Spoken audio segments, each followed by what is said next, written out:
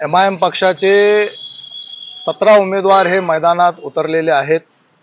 अभी हम है 17 और हमसे है सबको खतरा, यही भूमिका ही जालना शहरामध्ये कालपासून चर्चेचा बाजार उठलेला आहे।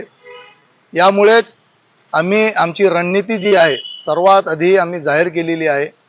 आमचे नेते, आमचे फायर ब्रँड नेते माननीय माजी खासदार इम्तियाज जलील साहेब यांची उद्या संध्याकाळी 7 वाजता रजा चौक जमजम हॉटेल समोर ही भव्य दिव्य सभा होणार आहे। या सभेसाठी माननीय इम्तियाज जलील साहेब, त्यांच्यासोबतच समीर साजिद बिल्डर साहेब, शारेक नक्षबंदी साहेब, आमचे ॲडव्होकेट शफीक भाऊ साहेब आणि महाराष्ट्राचे अजून जे काही दिग्गज नेते आहेत हे सुद्धा उपस्थित राहणार आहेत। तर जलील साहेब व्यतिरिक्त पुढील काळात निवडणुकीच्या प्रचारासाठी कोणते फायर ब्रँड नेते उपस्थित राहणार? बरोबर, जलील साहेब यांच्या सोबतच जे आहे तर येणाऱ्या काळामध्ये आपल्याला बघायला भेटणार आहे की आमचे माननीय राष्ट्रीय अध्यक्ष बॅरिस्टर असदुद्दीन ओवैसी साहेब, हैदराबादचे आमचे सगळे आमदार, हैदराबादचे नगरसेवक, बिहार येथे जे नवनिर्वाचित आमदार जिंकून आलेले आहेत ते सुद्धा जालना शहर महानगरपालिकेमध्ये आमच्यासाठी, आमच्या उमेदवारांसाठी प्रचार करण्यासाठी येणार आहेत।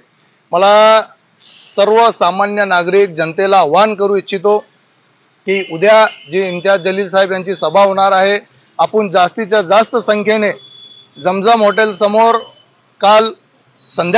उद्या संध्याकाळी आपण जमा व्हावे ही मी आपल्याशी विनंती करतो। तुमचे उमेदवार मैदानात उतरतात, राजकीय वर्तुळात खळबळ माजलेली आहे, राजकीय पारा तापलेला आहे, काय सांग?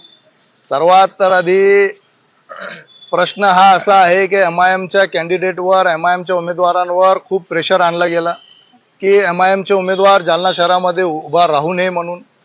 सगळ्या पार्टीच्या नेत्यांनी जे बाहुबली आहेत त्यांनी दडपण आणलं, त्यांनी प्रेशर आणलं, परंतु त्यांना न जुमानता सर्वसामान्य नागरिकांसाठी आम्ही मैदानात उतरलेलो आहोत। तर ठीक आहे, कोणी कितीही ताकद लावू द्या, सर्वसामान्य जनता ही आमच्या पाठीशी आहे, बॅरिस्टर असदुद्दीन ओवैसी साहेबांच्या पाठीशी आहे आणि इम्तियाज जलील साहेब यांना मानणारा वर्ग आहे।